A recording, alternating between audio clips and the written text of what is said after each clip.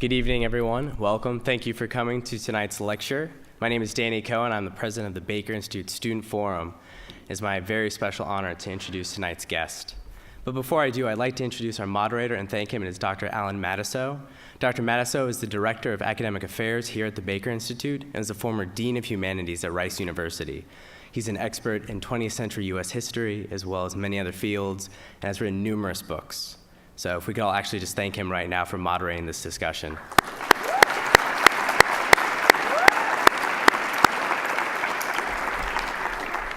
Ladies and gentlemen, tonight's guest really needs no introduction, but I will give him one anyway. This man has spent 30 years in a career spanning the public and private sector, from running a very large corporation to running the state of Utah. He began his public career as the Deputy Assistant Secretary of Commerce. He's been the United States Ambassador to Singapore, to China. As I said, he was governor of Utah, and under his tenure, it was voted the best managed state in the country. Furthermore, he's been a presidential candidate, and he's one of the leading thinkers and visionaries of this generation and pushing forward to a new political culture. We all please welcome to the stage Governor Jon Huntsman.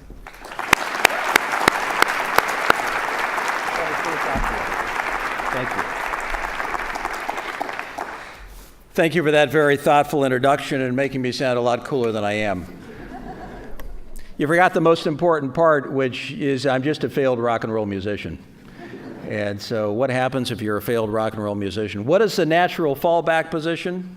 Politics, right? So you have to take whatever I tell you today kind of with a grain of salt. And realizing how grateful I am to be here with you. This is a terrific institution. And all of you should be rightly proud of where you sit today. And also what it means in terms of the obligation you carry onward. Because if there's one message I want to leave behind, you can forget the rest. It's how important it will be for you students to infuse yourself into positions of responsibility, to embrace public service, to run for office, and to get out there and get involved in the give and take of policy. I don't want anybody in this room getting off without thinking through your responsibility to your neighborhoods, your communities, and to your country. And I say that because you're a special bunch. You're attending a great school. You've got a great education. You've got a terrific network, probably second to none in terms of the friends and the associations you'll have when you walk out. And you need to make sure that turns into something. I'm honored to be here with Alan. I look forward to our conversation here. I'm delighted to be with Mary Kay, who's the finest human being I've ever met. And I just want to say that when we ran for president, that's an awesome decision when you have to sit down and decide whether or not you're going to do something like that, for those of you who haven't been through that before. I mean, you gotta look pretty realistically at life and where you are and what you believe in before you take a journey like that. And she sat down and said, let me just make one thing abundantly clear before we begin this journey. She said, if you pander, if you sign any of those damn pledges, I will leave you. And I thought, oh, this is going to be an interesting journey.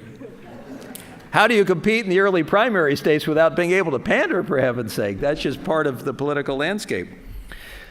And then things got a whole lot worse when a guy named Michael Moore went on television. He was a well-known liberal. And he said, that Huntsman guy, he's actually a Republican I could vote for one of these days. Iowa, right down the drain. And then Bill Clinton got on TV and said, that Huntsman guy, he seems pretty unhidebound. He's actually a Republican I could support one of these days. South Carolina in attack.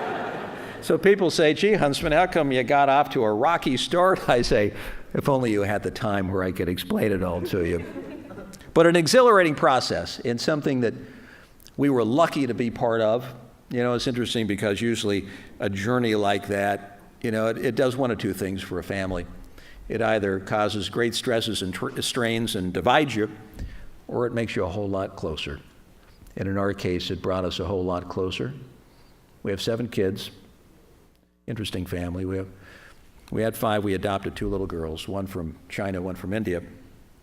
We have 2 boys at the U.S. Naval Academy who are dedicating their next few years to service, which I think is pretty cool. A couple of girls who got involved in the campaign and got out there and stirred it up a lot and had a great time. And all the while, it was a terrific journey that left me with, at the same time, a great appreciation for the grassroots of this country, citizens who still care about their future enough that they're willing to turn out to these town hall meetings, which go on and on and on, to ask questions and to probe the inner thinking of the candidates. I think that's still pretty cool. But at the same time, we have a dysfunctional system that we've got to fix. And that's a bit discouraging, but it's your challenge. Because your generation is going to rise up, and at some point you're going to have to take on some of the challenges that will be placed before your doorstep. And what I want to do quickly is to just leave you with 3 primary challenges that I don't care whether it's in domestic policy or foreign policy, because we'll get to a little bit of foreign policy later, you're going to have to think about, and you're going to have to find solutions for. I spoke not long ago at American University in Washington, D.C., and I wanted to see who had been there before as a speaker at the same forum, only to find that John F. Kennedy had spoken 50 years before. And I wanted to go back and see what Kennedy had to say when he was at American University. And it was an interesting scroll through history in terms of what was on people's minds back in those days. And his speech was about, A, world peace, how it was probably unachievable because of the Cold War. B, the threat of nuclear annihilation. C, how to deal with the Soviet Union. All the big challenges of the time. And I thought if Kennedy were to return where I was speaking and to survey the landscape, he would have seen a much different America. World peace that looked a little different, conflicts in regions of the world that were perhaps unpredictable. Nuclear annihilation, not so much today. We have proliferation problems, and it'd be great to take it to 0 at some point, like Ronald Reagan talked about in China when I made a visit there with him in the early 1980s as part of his little delegation. And the Soviet Union doesn't even exist. He would come back and he would see a world, a country that is so far different than what he talked about at American University. But you know what else he'd see? He'd see that our challenges were not as existential as they were back then. Our problems aren't on the outside of our country. They're not beyond our own borders. They don't deal necessarily with weapons of mass destruction or a communist monolith. Our problems are right here at home. We're divided as people. We're divided as a country.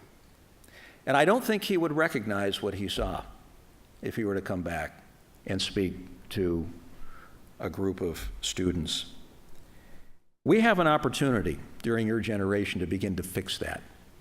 How it's done and the modalities that are used to arrive at a point of greater collaboration, greater bipartisanship, a greater sense of respect one for another in the political sphere has got to happen. We've done it to ourselves. Our problems are right in front of us.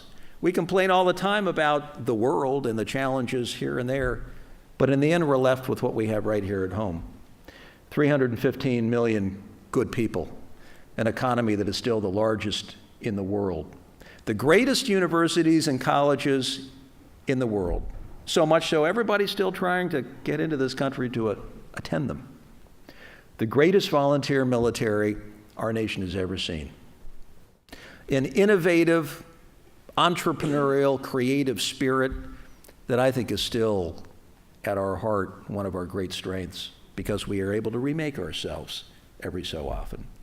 But you can't function as a country if you're divided, if people don't show respect one for another, and if Congress can't get anything done. We haven't even seen a budget in 3 cycles. I'm not even talking about a balanced budget. Like I had to work with this governor, I had to turn over a balanced budget. I'm just talking about a budget. No budget, 3 years.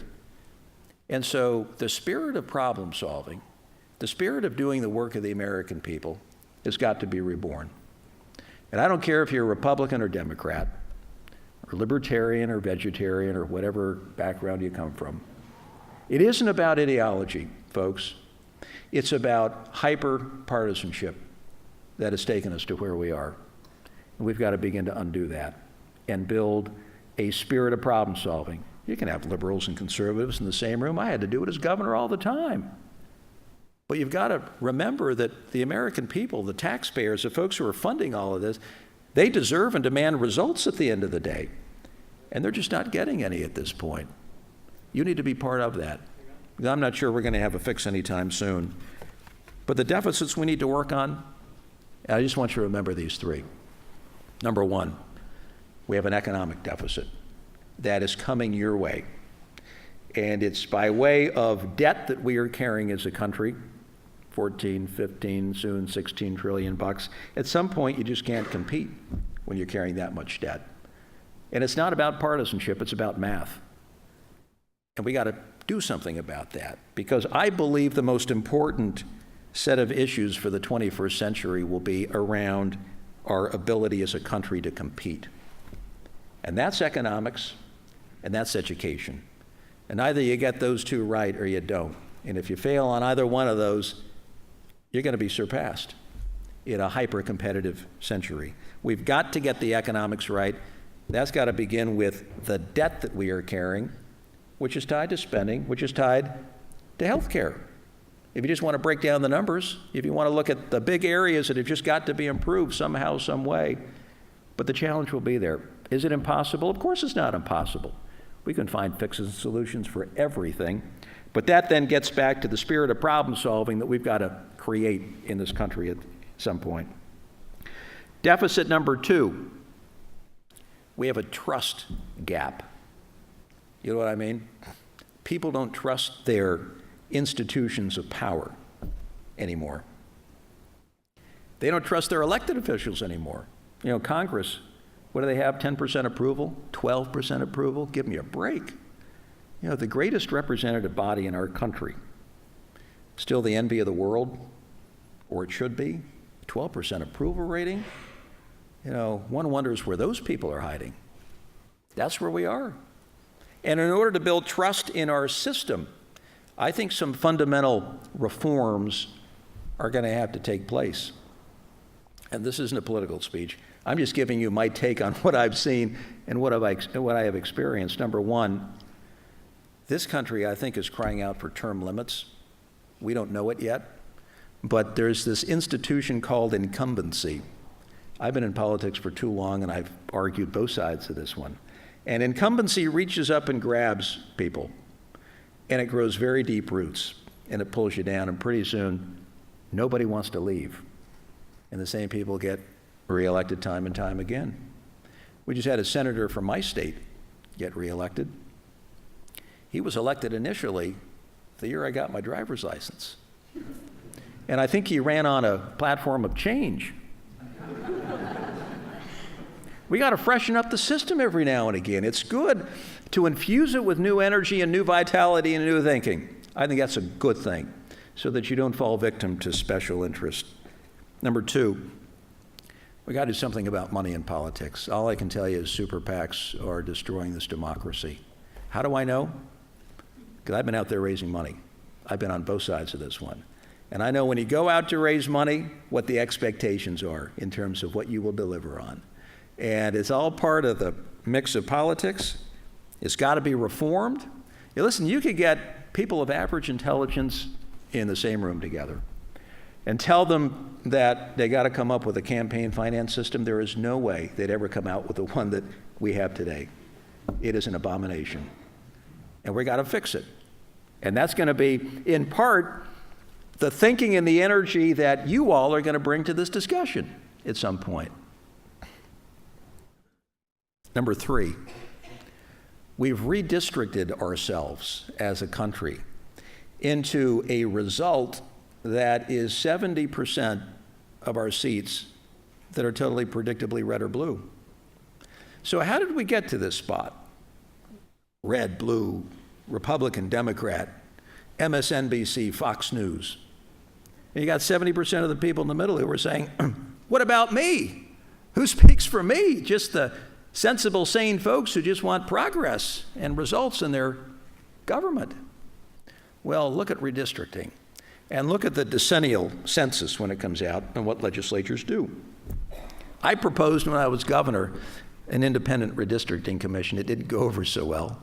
It was shot right back because the legislature wanted to hold on to their prerogative and cut out boundaries, that sometimes look akin to Kashmir and Jammu, 1947, when the British pulled out and left some irregular borders that got the region into a bit of trouble.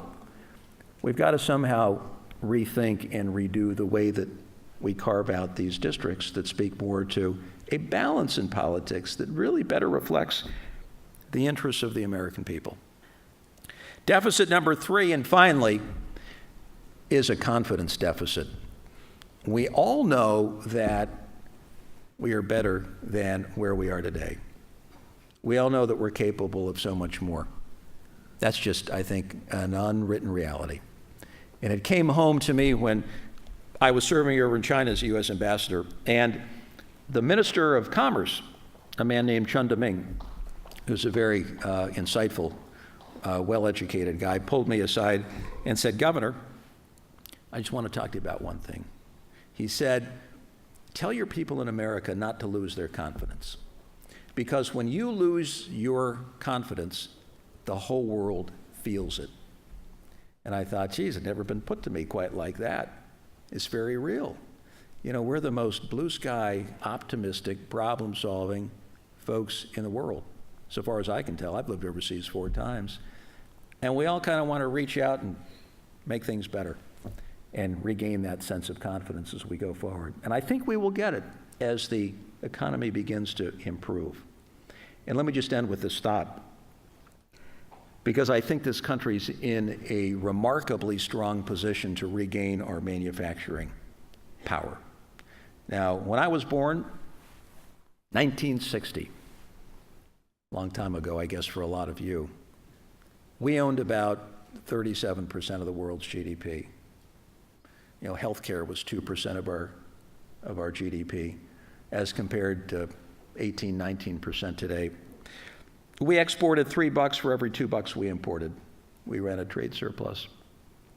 It was all there and all within our grasp. And manufacturing as a percentage of our GDP was about 25%. Now it's about 9%.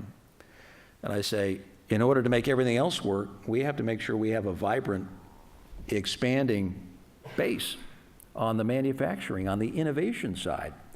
We're entering an interesting moment in economic history, where I think, given where the global markets are, Europe being flat with no real prospects for gains in the near term, China being a little wobbly and uncertain in terms of where it goes, the rest of the major markets a bit down, capital will still flow and manufacturing will still take place. And we, as 25% of the world's GDP, still the greatest market in the world, and a backbone that speaks to rule of law, have every reason to think that we can get back on our feet when you begin to look at the energy economics that are going to be made possible on the manufacturing side, that are already out there in terms of what we will begin to pay on a per barrel of oil equivalency. I think it's a pretty exciting. I never thought I would live to see the day when we talk about energy self-sufficiency, when we would be talking about energy exports, and that's exactly what we're talking about today. This whole dynamic has so fundamentally changed that we have a huge opportunity ahead of us. It's going to require a little bit of retooling of an energy policy. It's going to require getting back in the game in terms of workforce training and vocational skill development. Remember when we used to do that? Tried to do that as governor.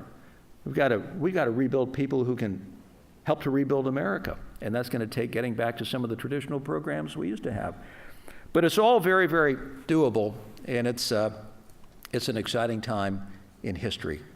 And I will just end where I started, and that is a fundamental request of you students, and an injunction, if you will, and that's get busy, get planning for the future, and make public service and activity in public affairs and public policy a part of your life.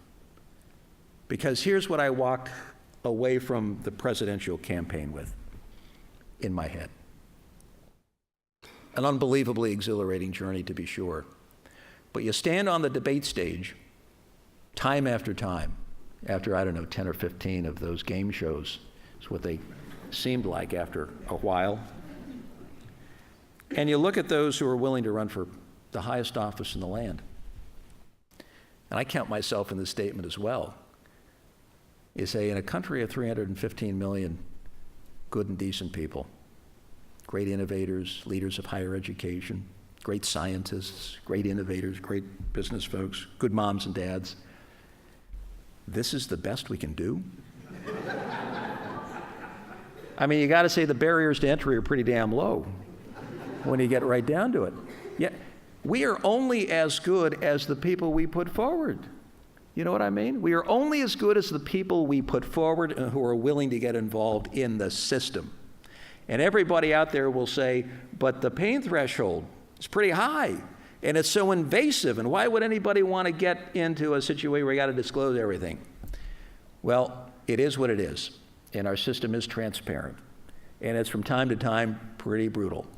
And it's a rough and tumble system, but it's going to require an infusion of your vitality, energy, and good thinking that will bring about some reasonable solutions to some of these deficits that we have.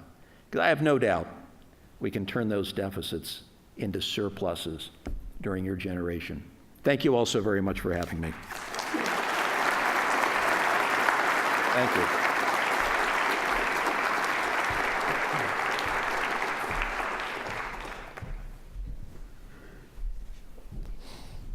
Thank you.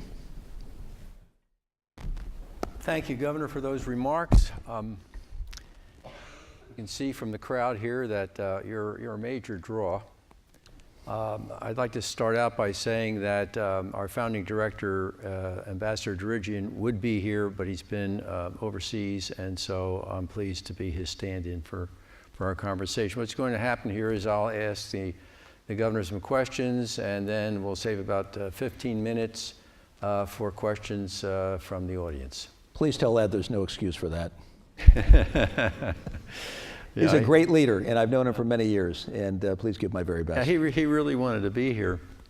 You ended with some remarks on politics, and so I thought I'd ask you for your analysis of why the Republicans lost in the last election. Well, you can really get yourself in trouble on this one. Yeah. As I did on the Colbert Report. I can't get in trouble. Answer the same. Yeah. Well, it helps when you speak to everybody out there and you offer up a vision that is both inclusive and visionary, and that speaks to a big, bold strategy that everybody can buy into that really addresses our needs going forward in the 21st century. And we didn't do that. We didn't draw from our party's history and tradition, from Abraham Lincoln, who talked about equality under the law, which I think is an American value, who talked about the dignity of the individual. We didn't talk about the stuff that Teddy Roosevelt used to talk about, or what he represented in 1908, 1909, when he sent the fleet around the world to show in quiet terms our growth and military and diplomatic resolve and desire to find new friends in the world. He believed that the environment was actually a legacy worth fine-tuning and perfecting for the next generation. We don't talk about that anymore. Eisenhower was a Republican. What would we do in this country without the interstate system, without the infrastructure that allows our economy to flourish as much as it does today? Ronald Reagan did pretty well. He brought an end to the Cold War. These are big, bold deals. They're visionary. And, you know, when you stop to look at them, they're broad-based in terms of their appeal for all people. And we're kind of in a silo. We're talking in partisan terms, and we're lacking the vision and the big picture strategy that everybody knows is necessary to get us back in the game in the 21st century. So that has to change. And we're up against the clock, Alan, in the sense that you've got a couple of election cycles where the Republican Party my party, I've been there my whole life. It's my party. I want to see it succeed. But it's got to do something relatively soon in terms of creating that new, appealing, inclusionary, visionary, optimistic platform and communicating it differently. Because in a couple of election cycles, you'll have two trends that will occur that I think are fundamentally transformative. You'll have the demographic reality of many of you. You know, what is the fastest growing political party in the country, or at least in my state? The unaffiliated party. You know, people aren't young Republicans and young Democrats on college campuses like they were young socialists, whatever. When I was younger, now people are pretty much unaffiliated.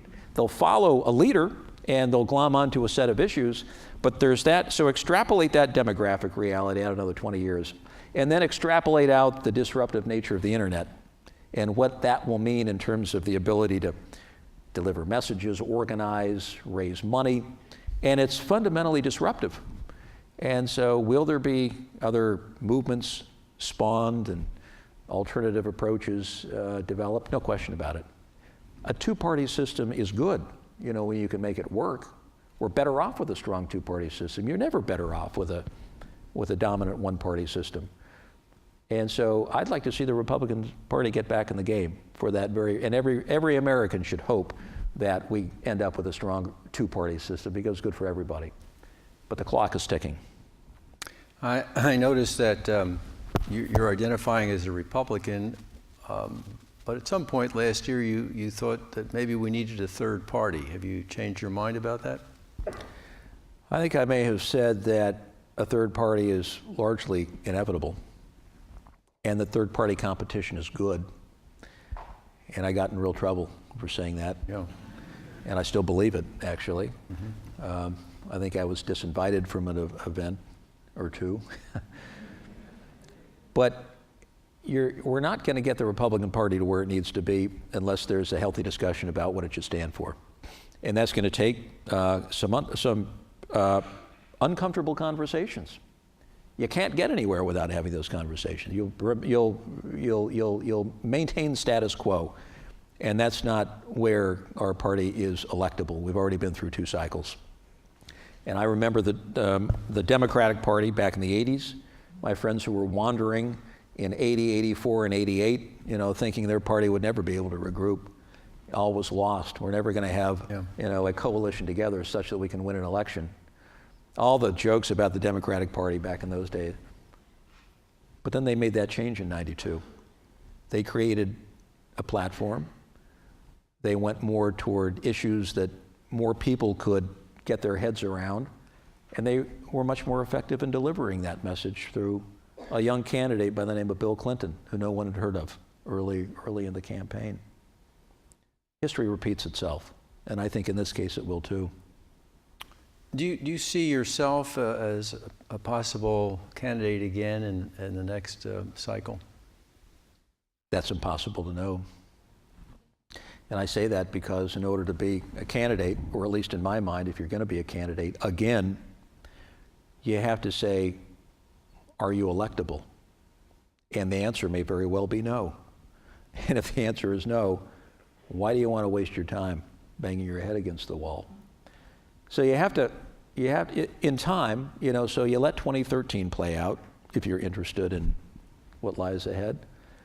And by the end of the year, you look at the political marketplace and you see if it is transforming into something that looks a little different than the last go around.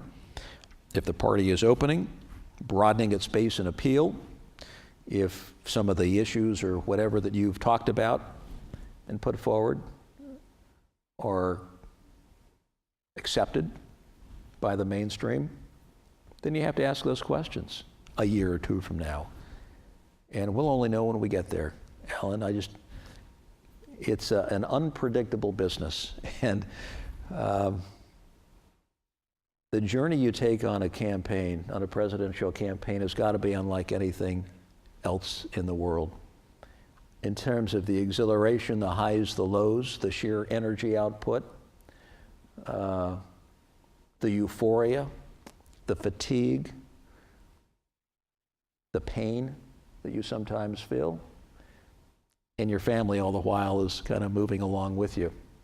And either they like it and come out ahead, or it really divides a family, I've seen in politics. Ours came out okay. Everybody had a great experience. We didn't get nearly to where we wanted to be. Taking third in New Hampshire was not good enough.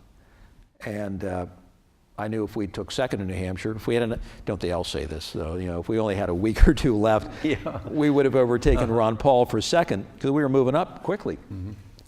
And if we'd taken second in New Hampshire, that would have given us the sustenance to move on then to South Carolina, because we would have met the expectation game.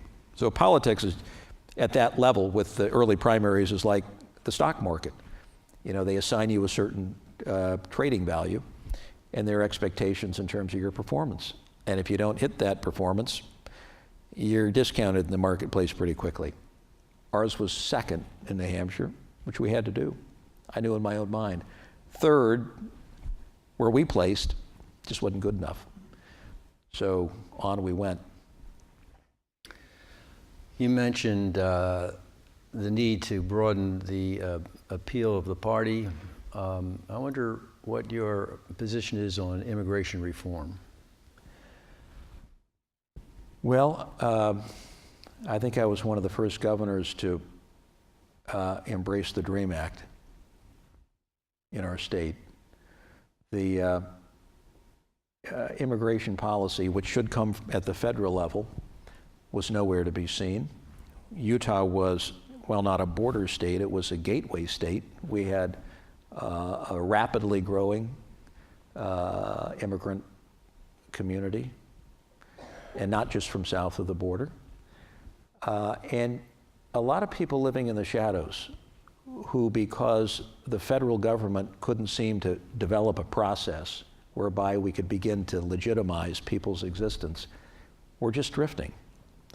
And our farmers and our entrepreneurs and the business folks came to me as governor and said, we have to fix it. Our businesses, in fact, our economy, rely on our ability to legitimize people in this state who today are not legitimate. And the federal government isn't doing anything, so we're going to have to take action. We did.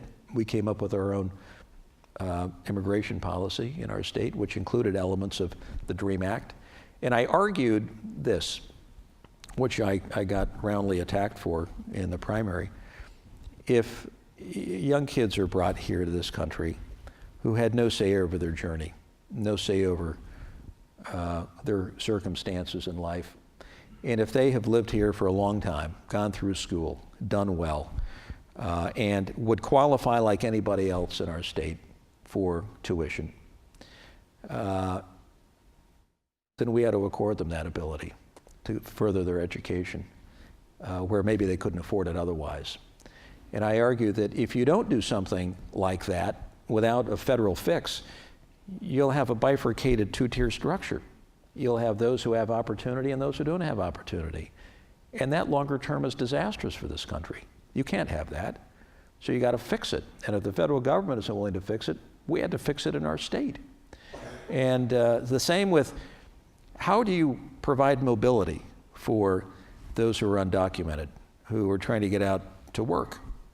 And they were being hired. They had consular matricular cards, which was a form of identification. We had to sort out, what you do about a driver's license. Talk about a difficult, rancorous debate. What do you do about a driver privilege card?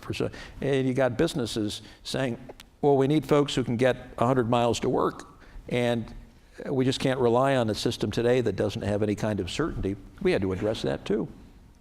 And I got roundly criticized for that one as well. And now here we are with, I think, a recognized need more than ever to begin to deal with the reality of immigration. But I like to see it as much as an economic issue, a driver of innovation and energy in this country because of the infusion of brain power and new ideas, as much as we see it as a security issue. Whenever people get on the airwaves, there's always the security side. Got to do border, got to do this. Well, of course, you got to do security. But we're not talking about what I think is the most important aspect of all, which is what do you do about infusing our economy with new thinkers and new doers and new innovators? Because we're capped pretty much on the H-1B visa program side. And we need to look at that side of immigration as well, and we just haven't been able to do that. So now's a perfect time to be having this conversation because you know what, the numbers at the border are pretty much flat. Yeah. I think they're as low as they've been in 40 years, Yeah. since 1970. People are coming. Right. And so you take a lot of the sting out of the discussion, it's a little more dispassionate, and now we put some good ideas on the table, and let's fix it once and for all. But you can't fix it unless you're willing to have a realistic conversation about 11 to 12 million people in this country and how to build some sort of pathway. It isn't, you know, whatever was described in the last election cycle, selective deportation or whatever the term was. They're here, they're living in our communities, they're attending our churches, they're working in our companies, and they become part of our community. And we have to recognize that and just deal with the reality.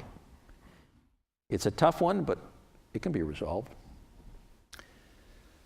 And now's the time to do it. You're proposing solutions for undocumented aliens in the United States. What about the wall that keeps people out? Well, the wall can consist of, you know, so say you have 2,500 miles you've got to do. We maybe have a third of it now that's a wall. There's some parts that are going to be impossible, probably, to do a wall in. So every mile is roughly about a $2 million cost on the construction side. So just do the math in terms of the economics involved. We have technology. We have aerial technology. We have border sensors. We have, as I saw when I went down with my National Guard, very early on to the border, lighting systems. You want one of the great deterrents on the border, put up a lighting system.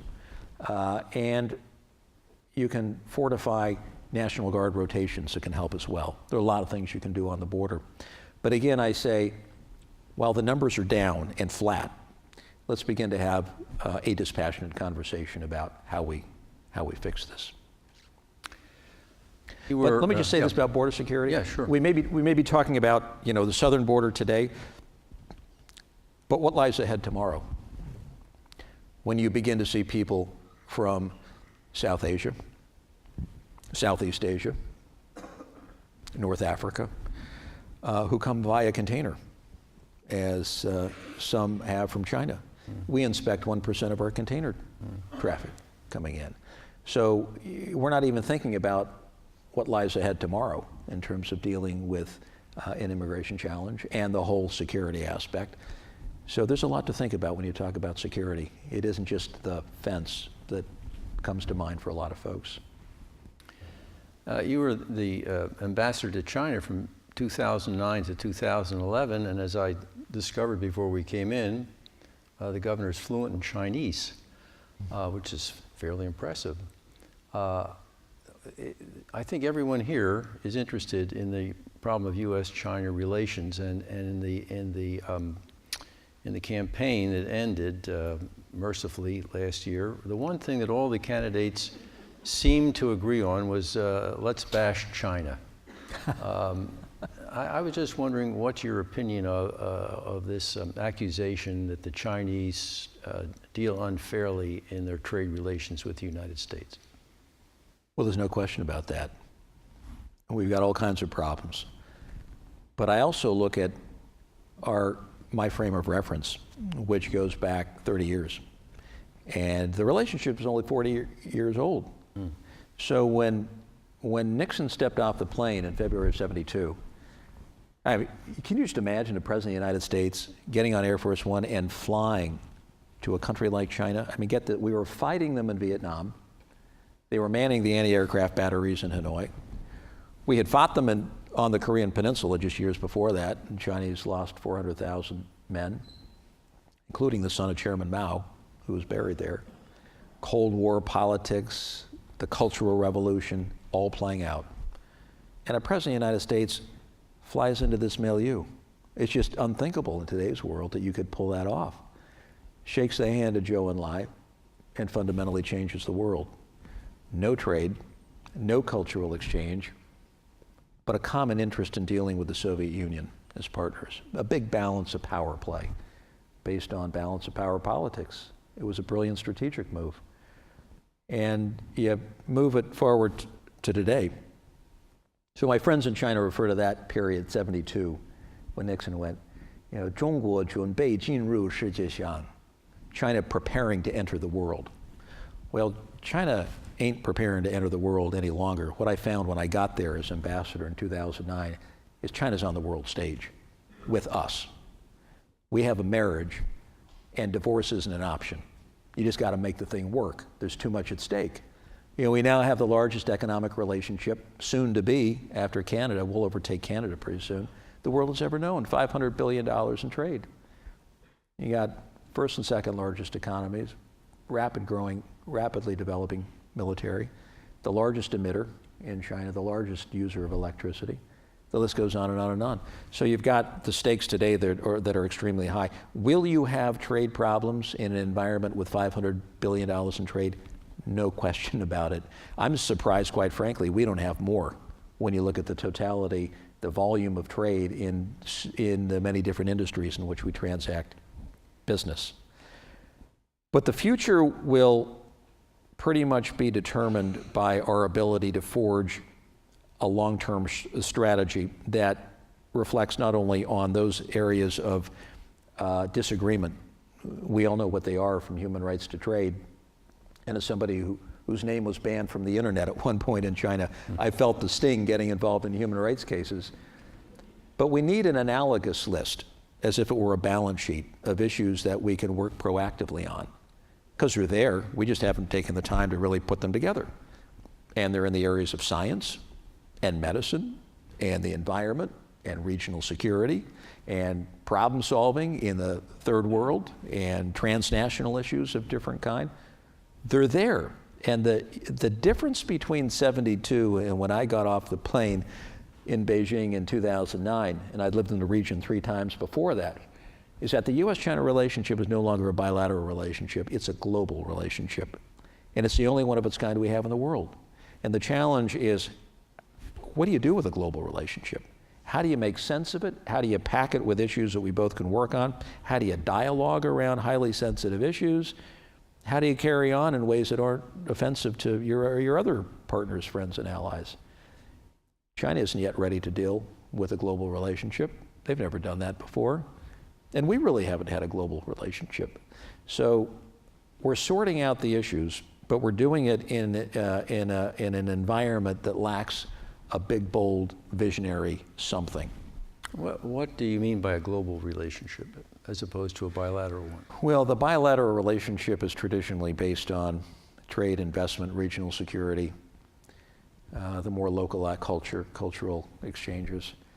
You can't meet with the leaders of China today without talking about Syria, weaponization in Iran, the Korean Peninsula, the South China Sea, debt in Europe, the environment. It's all there. There isn't an issue that plays out of consequence in the world today that doesn't somehow run through the US-China relationship. There's no relationship quite like it. Mm-hmm. So it's global. And getting your head around how you manage a global relationship where everything you talk about spans the world in every conceivable issue category, that's a hard thing to kind of define between two countries. Yeah. How you make sense of it and how you build progress. Well, I regret that my chance to discuss great issues with the governor is over, and it's your turn. So, Whitney, do we have microphones? David, do we have microphones? Oh, they're right there. In the aisles, you'll see microphones. So if you would like to ask the governor a question, if you would go to the microphone, he'll be glad to answer them.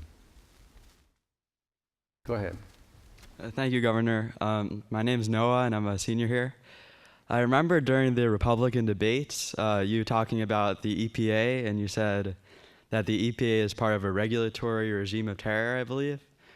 Can you, I guess, so if you believe the EPA is going too far in its regulations, do you think, I guess, what do you think the role of the EPA should be?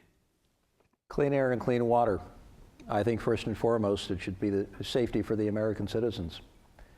That's what it was set up to do by a Republican, Richard Nixon. Let's not forget that.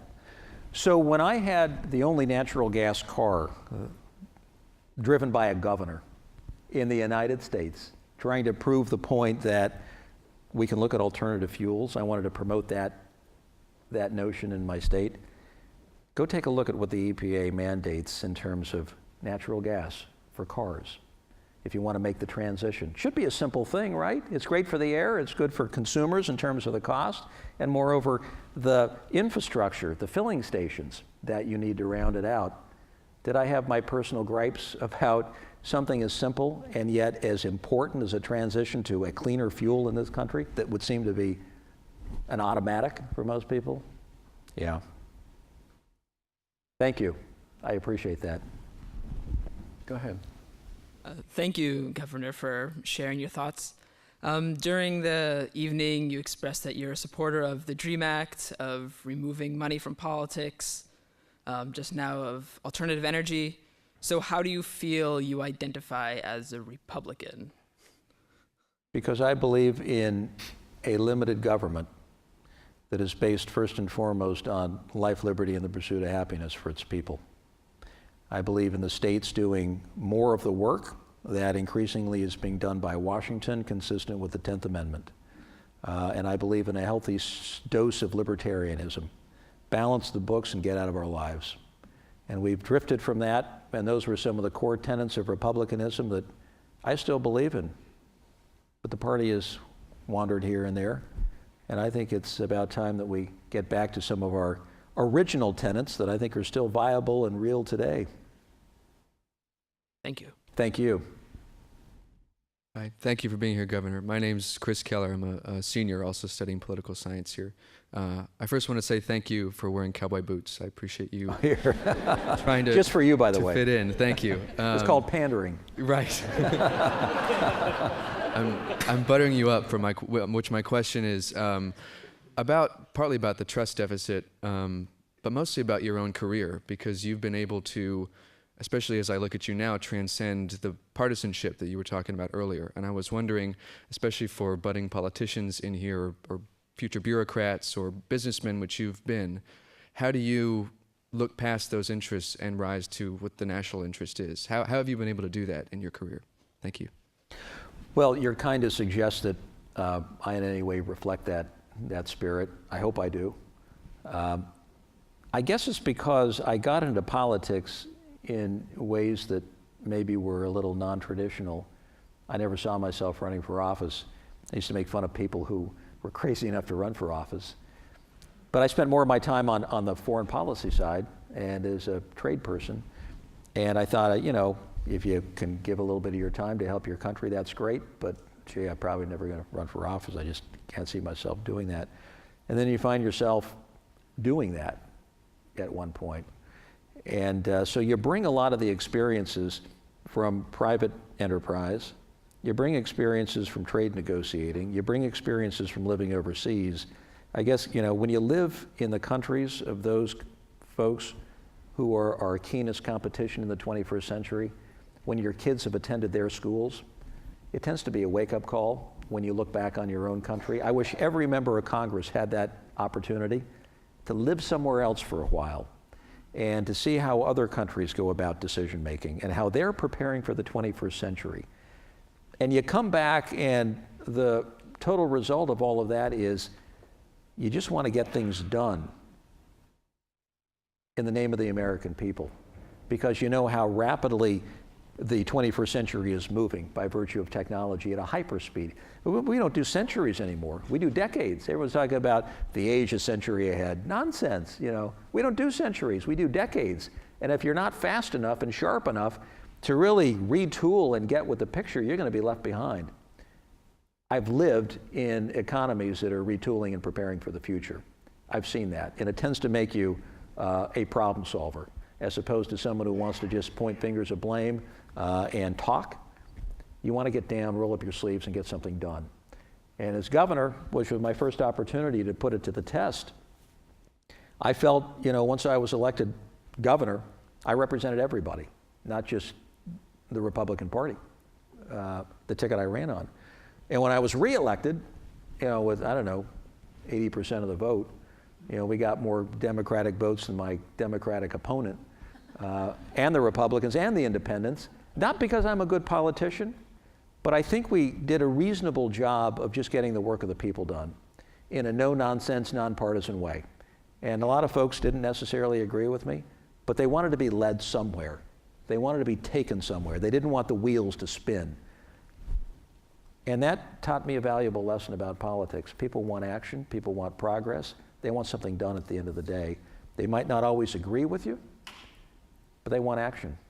And they want to be led. And right now, looking down the 21st century, when you look at what we need to look like as an economy to compete, what our tax code ultimately is going to have to look like, no progress there. What our debt load is going to have to look like, very little progress there. What our healthcare spending as a percentage of GDP ultimately is going to have to look like to be survivable. There's a whole lot we need to do. And that, I think, in large part is going to be fueled by a level of enhanced trust on the part of the electorate toward our elected officials. And that's why I even mentioned the whole trust deficit. I think it's so critically important to progress in every other area. People have to have trust in their system. They can complain and gripe about it, we always have, but you've got to have an underlying level of trust in the people you're empowering to do these things and to move the nation forward. Thank you. Your turn.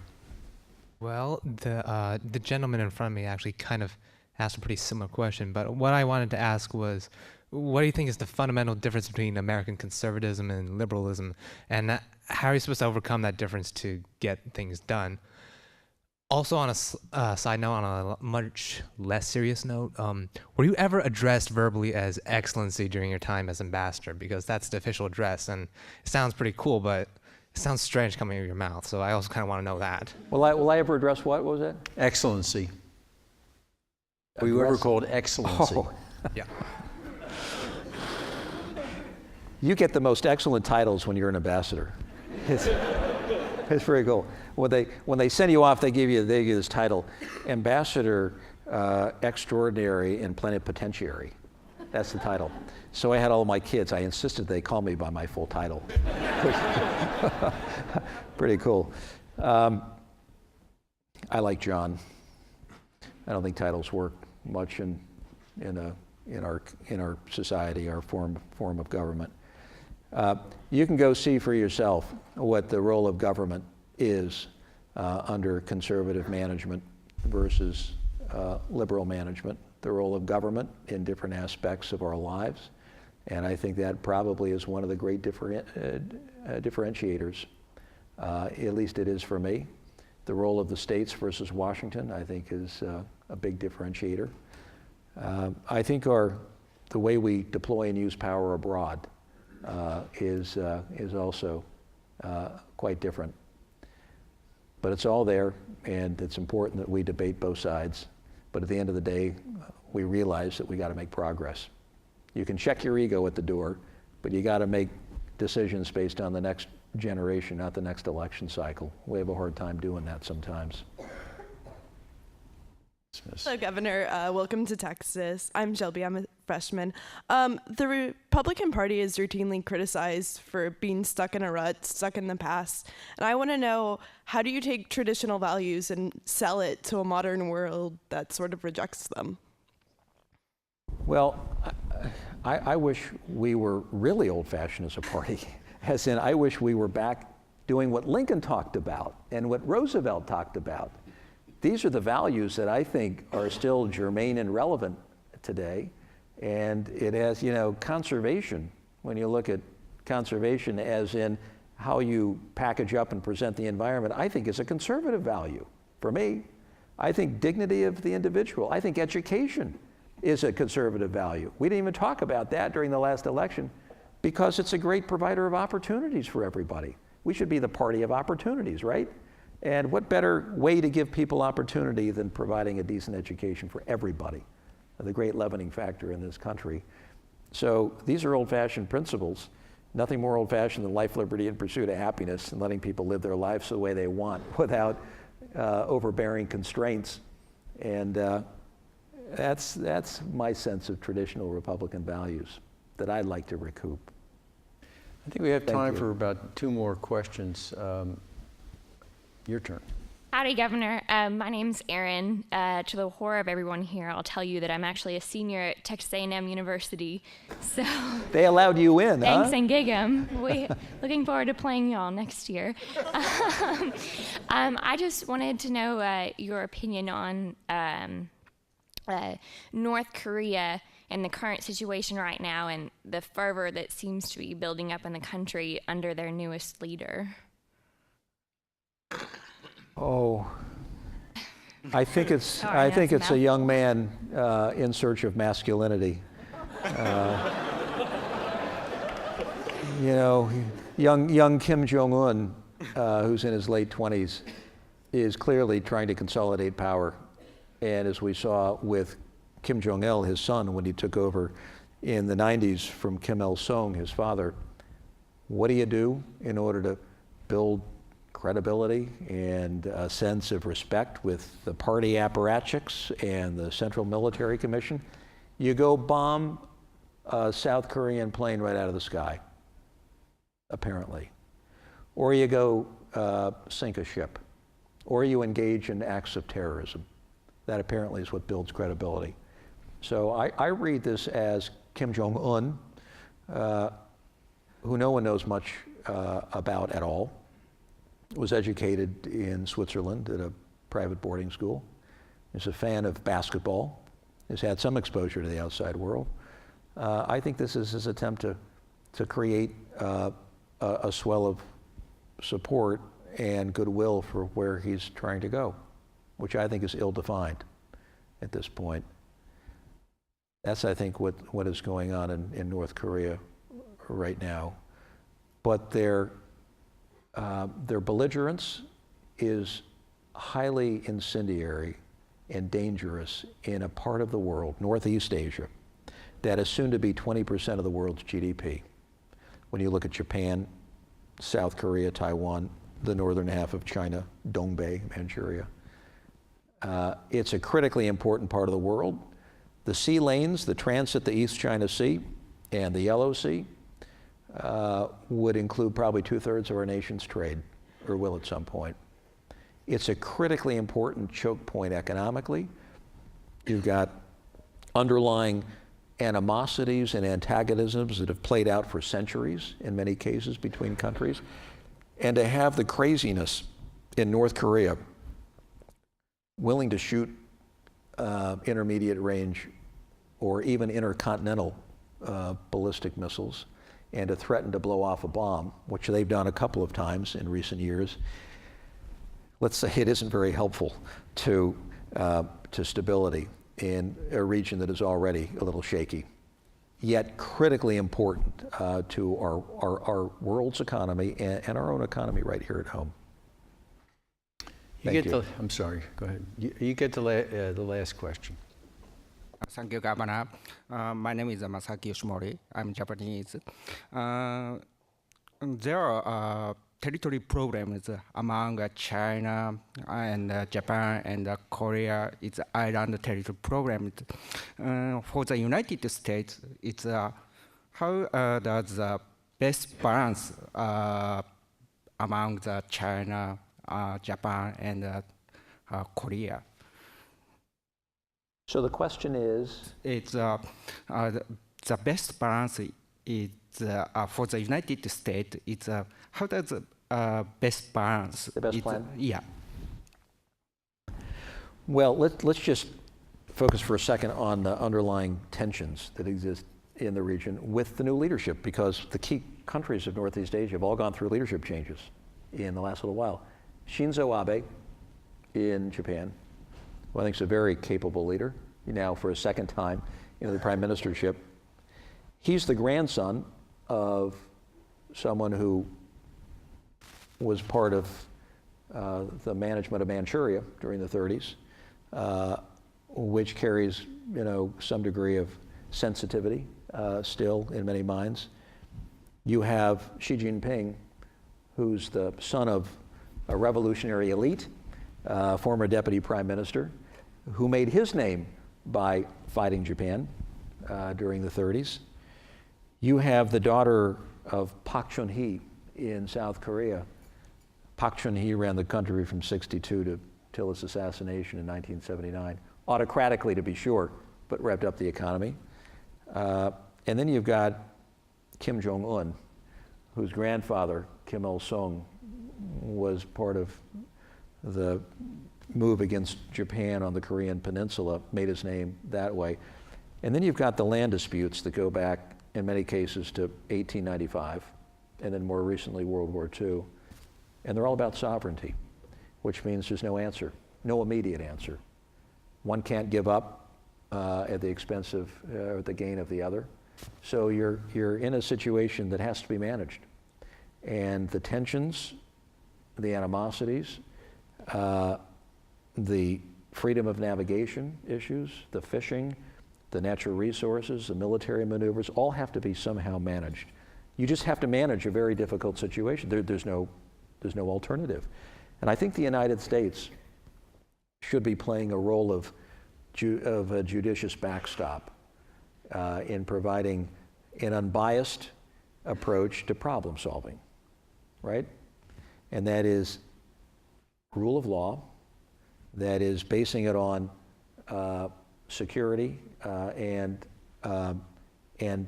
peace first, and working out then how you deal with the issues of commerce, natural resources, fishing, and military exercises through a code of conduct, which is what the United States should be encouraging in the region. There's not an easy answer, but I do believe that the United States, having been a Pacific power since at least 1897, 1898, going back to the Philippines after the Spanish-American War, we've been there for a long time. And every country in the region has benefited enormously from the 7th Fleet keeping the sea lanes open for trade and commerce. Every country's benefited from that. So I think there's a role that we can play. Some don't like it, but the tensions are going to have to be managed somehow, some way. Not only there in the East China Sea, but you got the same thing in the South China Sea, where you got Vietnam, Philippines, Malaysia, lesser extent Indonesia, that are all claimants. The Paracels, the Spratlys, Scarborough Reef, little atoll islands that have no one on them. But if you own them, you get the law of the sea rights for, 12 miles, and then a special economic zone right to 200 miles beyond that. You own the waterways if you own those little atolls. That's why the stakes are particularly high. It's not that the living conditions are so good on those islands. It's the implications strategically of owning those waterways. So the stakes are very, very high. Thank you very much. Thank you, Governor. Thank you. It's a pleasure. Yeah, it was great. I appreciate that. Thank you. They like you. Oh, you're